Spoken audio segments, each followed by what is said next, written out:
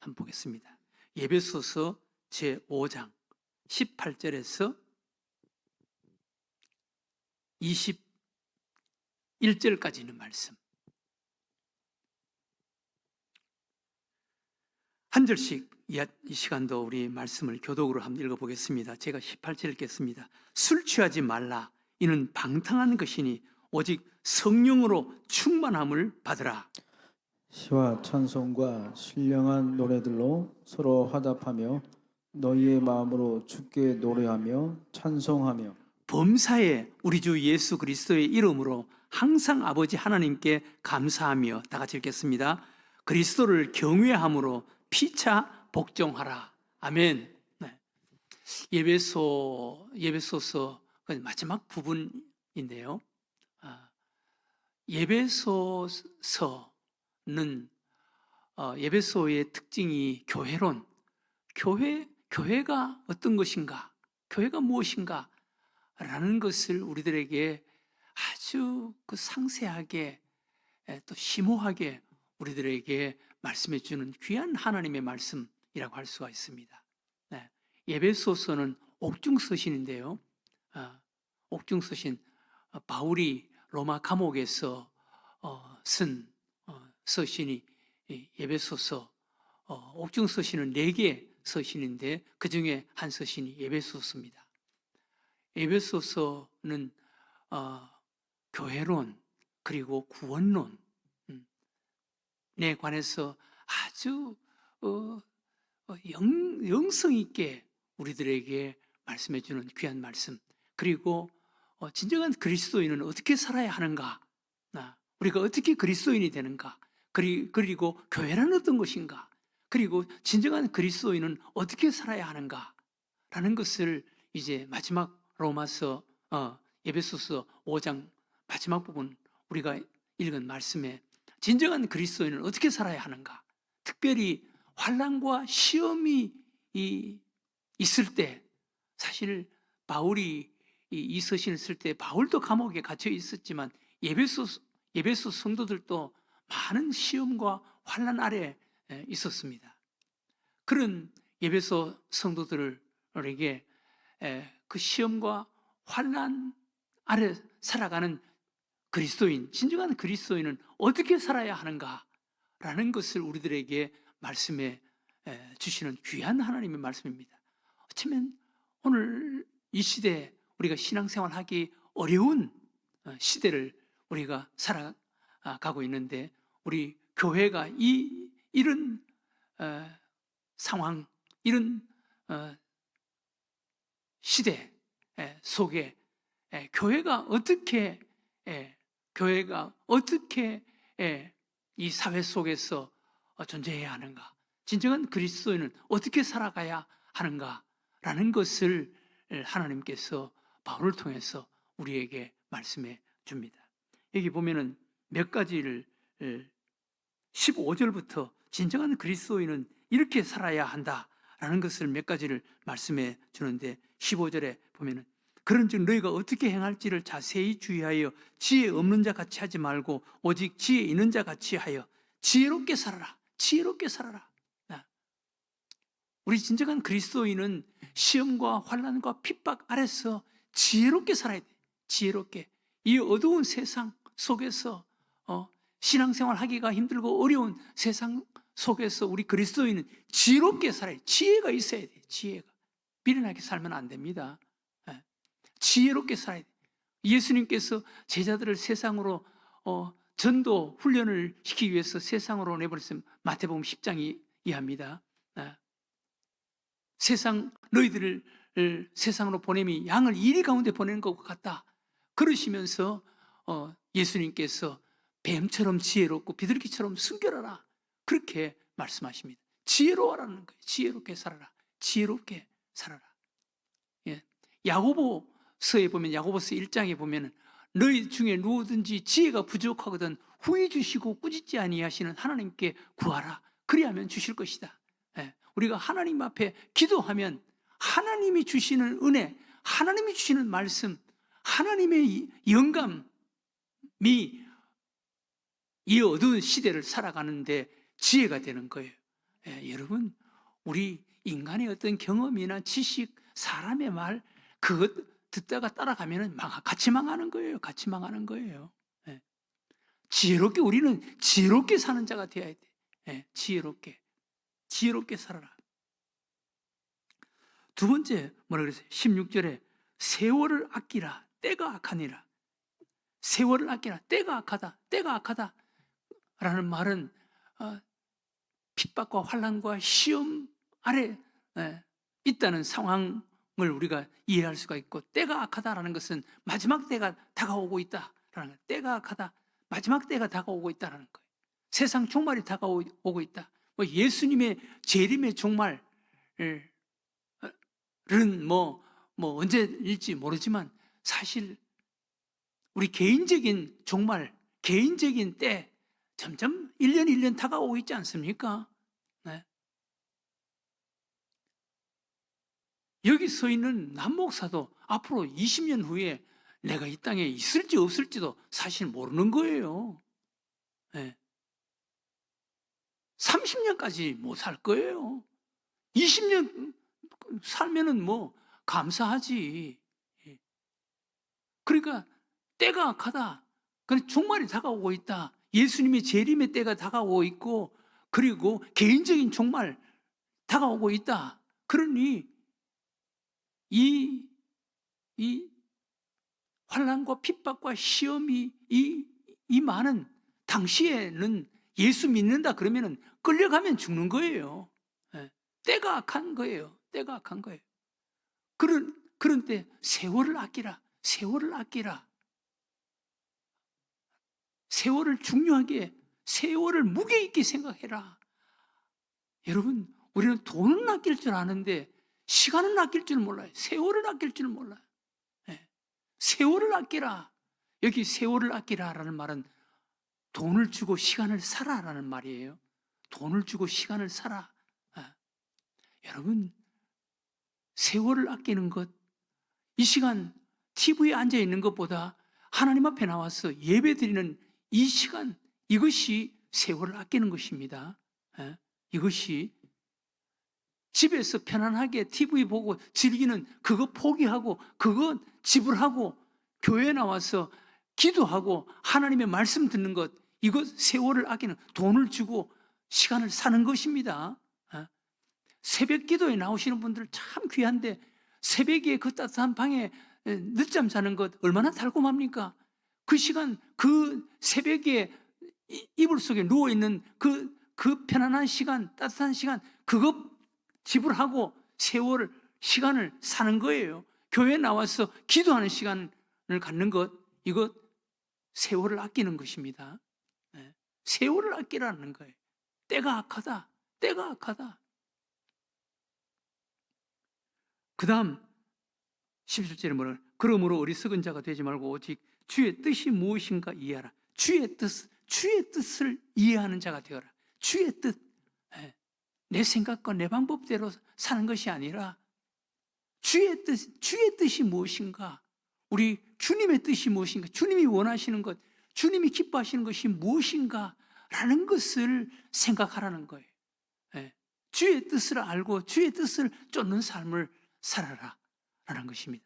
그 다음 이제 18절 이하에 우리 하나님께서 이 마지막 때를 살아가고 있는 환난과 핍박과 어두움 속에 살아가고 있는 성도들에게 진정한 그리스도인은 어떻게 살아야 하는가라는 것을 이제 18절 오늘 우리에게 말씀하시는데 귀한 말씀입니다. 술 취하지 말라. 이는 방탕한 것이니 오직 성령으로 충만함을 받아라. 성령으로 충만하라. 성령으로 충만하라. 여러분, 이 마지막 때에 진정한 그리스도인의 삶의 가장 대표적인 삶은 성령으로 충만하는 거예요. 성령으로 충만하라는 거예요. 술 취하지 말라. 이는 방탕한 것이다. 여러분, 술 취하는 것만 취하는 거겠습니까? 돈에 취하는 것도 취하는 것이고, 자기 취미 생활에 취하는 것도 취하는 것이고, 뭐에 붙잡혀 있는 것은 다 취하는 것이지. 이런 방탕한 것이라는 거예요. 성령으로 충만하라는 거예요. 성령에 사로잡혀라는 것입니다. 성령에 사로잡혀라. 우리는 성령에 붙잡히는 자가 되어야 되는 거예요. 성령에 붙잡히는 자. 성경 속에 오늘 새벽에도 제가 새벽 기도 때 설교를 했습니다마는 성령 안에서 살아가는 삶. 진정한 그리스도인은 성령 안에서 살아가는 삶. 성령의 지배를 받고 성령에 붙잡히는 삶이 되어야 되는 거예요. 그 예수님이 이 땅에 계실 때도 보혜사 성령님에 대해서 누누이 제자들에게 말씀하셨고 교훈하셨고, 예수님이 부활하시고 나서도 제자들에게 성령을 받아라, 성령을 받아라, 숨을 내쉬며 성령을 받아라, 아버지께서 나를 보내신 것처럼 나도 너희를 세상으로 보낸다 라고 말씀하시면서 성령 받아라 라고 충고하셨고, 승천하실 때도 위로부터 능력이 임할 때까지 너희는 이 성에 유하라. 그리고 오직 성령이 너희에게 임하면 너희가 권능을 받고 예루살렘과 온 유대와 사마리아와 땅끝까지 이르러 복음의 증인이 될 것이다. 진정한 그리스도인, 복음의 증인으로 살아가는 그리스도인이 되려면 성령 충만해야 된다는 거예요. 성령 충만해야 된다. 네. 여러분, 우리는 성령 충만해야 됩니다. 성령 충만. 네. 감리교 창시자 요한 웨슬레, 그분의 책을, 그분에 관한 책을 읽어보면 그분에 관한 일화, 참 재미있는 일화가 있습니다. 요한 웨슬레가 어느 날 그분이 이제 거룩한 운동을 해서 감리교를 창설한 분이거든요. 그분이 어느 날 예수님을 깊이 묵상하다가 신비한 체험을 합니다. 천국에 올라가는 거예요. 천국에. 감리교 창시자였습니다. 그래서 천국에 올라가서 베드로를 이제 만나게 되는데, 베드로에게 묻는 거예요. 우리 감리교, 저와 함께 감리교 운동을 해서 감리교 교인 운동을 한 사람들이 많이 죽었는데, 나와 함께 감리교 운동, 경건한 운동을 한 분이 하나님의 나라에 몇 분이나 왔습니까? 베드로가 책을 펴서 이렇게 보더니 감리교 신자는 천국에 한 명도 없는데, 그렇게 이야기를 하는 거예요. 그래서 요한 웨슬레가 깜짝 놀라면서, 그러면 내가 한 이 감리교 운동은 잘못된 운동이었나 보네요. 그러면은 요한 칼빈의 5대주의를 이야기하고 요한 칼빈이 주장한 장로교 교인은 이 천국에 얼마나 와 있습니까? 그러면은 칼빈이 주장한 그 교리를 따르는 장로교 교인은 이 천국에 얼마나 와 있습니까? 물어보니까 베드로가 또 책을 가지고 이렇게 보내, 장로교 교인 한 사람도 없는데, 그러는 거예요. 그래서 요한 웨슬레가 깜짝 놀라면서, 아니 그러면 감리교 교인도 천국에 한 사람도 없고 장로교 교인도 한 사람도 없으면 천국에는 누가 옵니까? 그러니까 베드로가 책을 이렇게 펴더니 빙그레 웃으면서, 천국에는 감리교 교인도 오는 게 아니고 장로교 교인도 오는 것이 아니고 성령 받고 예수를 믿고 성령 충만한 삶을 사는 사람이 천국에 오는 거야. 이렇게 말씀을 했다는 것입니다. 그렇습니다. 여러분, 장로교 교인이라고 천국에 오는 것이 아니고 감리교 교인이라고 천국에 오는 것이 아니고 또 침례교 교인이라고 해서 천국에 오는 것이 아니고 예수를 믿고 성령 안에서 사는 하나님의 자녀가 천국에 가게 되는 줄로 믿으시기 바랍니다. 우리는 감리교 교인이든 장로교 교인이든 침례교 교인이든 성결교 교인이든 그거는 상관이 없어요. 내가 장로교 교인이다, 감리교 교인이다, 그건 상관없어요. 예수를 믿고 성령 안에서 사는 진정한 하나님의 사람, 하나님의 자녀가 하늘나라에 가게 되는 줄로 믿으시기 바랍니다. 장로교 교인, 감리교 교인 그거 나누지 마세요. 성령 받고 성령으로 예수 믿고 거듭나고 성령으로 예수 믿고 성령 충만 한 삶을 사는 진정한 하나님의 자녀가 하늘나라에 가게 되는 것입니다. 그러면 성령 충만한 자는 어떤 자가 성령 충만한 자입니까?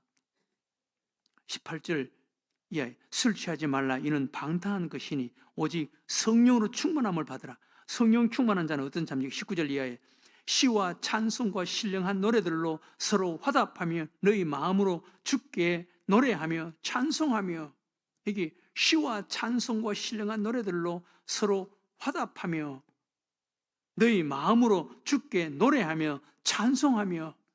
성령 충만한 자의 특징은 항상 우리 주님 안에서 기쁨과 감사로 찬송 부르는 자, 밝은 사람이라는 거예요. 성령 충만, 여러분 성령 충만한 사람은 뭐 특별한 사람 아닙니다. 성령 충만한 사람은 어떤 사람입니까? 여기 시와 찬송과 신령한 노래들로 서로 화답하며 너희 마음으로 주께 노래하며 찬송하며, 항상 밝게 감사하고 기뻐하고 즐거워하고 찬송 부르는 거예요. 밝게 살아가는 사람이 성령 충만한 사람인 줄로 믿으시기 바랍니다. 밝게 살아가는 사람. 갈라디아서 5장에 보면은 성령의 열매는 사랑과 희락과 화평과 오래 참음과 자비와 양성과 충성과 온유와 절제니, 성령의 열매, 성령 충만한 사람의 인격의 열매가 9가지 열매라는 거예요. 그 9가지 열매, 그리고 시와 찬송과 신령한 노래들로 서로 화답하며 너희 마음으로 주께 노래하며 찬송하며. 여러분 성령 충만한 자의 모습, 인격의 열매, 여기 삶, 여기 어두운 부분은 어디 있습니까? 그늘진 부분이 어디 있습니까? 성령 충만한 자는 밝게 살아가는 거예요. 밝게. 예수 믿는 사람들 가운데 성령 충만한 자는 항상 얼굴이 밝아요. 그리고 감사해요, 기뻐해요, 찬송 불러요. 이렇게 성령 충만한 자라는 것입니다. 여러분 세상이 힘들다. 언제나 안 힘들었습니까? 다 힘든 세상 살아가는 거지. 그러나 성령 안에 있는 사람들은 그 세상 사람들이 뭐 세상이 어떻다, 경제가 어떻다, 거기에 너무 연연해하지 마세요. 그리고 우리 주님 안에서 밝게 사는 거예요. 이게 성령 충만한 자예요. 성령 충만한 자. 그 다음 성령 충만한 자는 어떤 사람입니까? 20절에 범사에 우리 주 예수 그리스도 이름으로 항상 아버지 하나님께 감사하며, 감사하는 자. 예수 그리스도 이름으로 항상 아버지 하나님께 감사하는 자. 예수 안에서 감사하는 자가 성령 충만한 자. 감사하는 자. 여러분 우리 감사하는 자가 돼야 돼. 감사의 조건을 찾아야 돼. 감사의 조건을 찾아야 돼. 제 집사람이 새벽 기도 때 늦게까지 기도하고 내려올 때가 많거든요. 그래서 무슨 기도가 그렇게 많아? 그러면 먼저 하나님께 감사하는 조건을 가지고 기도하면 감사의 조건이 그렇게 많다는 거예요. 그리고 나서 하나님 앞에 간구하는, 하나님이 이거 해결해 주세요, 이거 들어주세요, 뭐 그렇게 기도를 한다. 저는 6시 한 20분, 뭐 10분, 15분, 20분만 되면 저는 다리가 아프고 그렇게 해서 사무실 내려가는데 늦게 내려올 때가 많아요. 감사, 여러분 새벽 기도할 때 여러분 감사의 조건을 한번 생각하면서 그거 하나님 앞에 감사해 보세요. 감사. 감사는 벽에 공을 던지는 것과 같다 그랬습니다. 감사하면은 더 감사의 조건을 줍니다. 감사의 조건. 여러분 구약 성경 다니엘 보세요. 다니엘은 푸른 사자굴 속에 들어가는 그런 상황입니다. 그런데도 하나님 앞에 감사하는 거예요. 감사하며 기도하더라. 그런데 하나님께서 그 사자굴 속에서 감사의 조건을 하나님께서 만들어 주시는 거예요. 사자굴 속에서. 우리 예수님 오병이어의 기적 때 여러분 거기에 모인 사람이 남자만 5,000명인데 예수님의 손에 들려진 것은 어린아이의 도시락, 보리떡 5개, 물고기 2마리, 손에 어린아이의 도시락이. 그런데 그것 가지고 하나님 앞에 감사했다 그래요. 감사했다. 남자만 5,000명인데 여러분 그 5,000명 가운데 손에 어린아이의 도시락, 얼마나 기가 막히는 상황입니까? 그럼에도 불구하고 그 상황에서도 하나님 앞에 감사했다는 거예요. 그러니까 거기에 오병이어의 기적이 일어나는 거예요. 여러분, 감사할 때 기적이 일어납니다. 감사할 때 성령 충만한 자는 상황과 조건을 초월해서 하나님 앞에 감사하는 자가 되는 거예요. 이게 성령 충만한 자예요. 그 다음 성령 충만한 자는 어떤 자입니까? 21절에 그리스도를 경외함으로 피차 복종하라. 예수님을 높이면서 피차 섬기는 것, 피차 복종하는 것, 이것이 성령 충만한 자의 모습이라는 것입니다. 네. 예수님을 경외하면서 피차 복종하는 것, 피차 소중히 상대방을 소중히 여기는 삶, 이것이 성령 충만한 자예요. 성령 충만한 자. 네. 저는 우리 아파트에서 제가 제일 먼저 인사합니다. 제가 만나면 인사합니다. 네.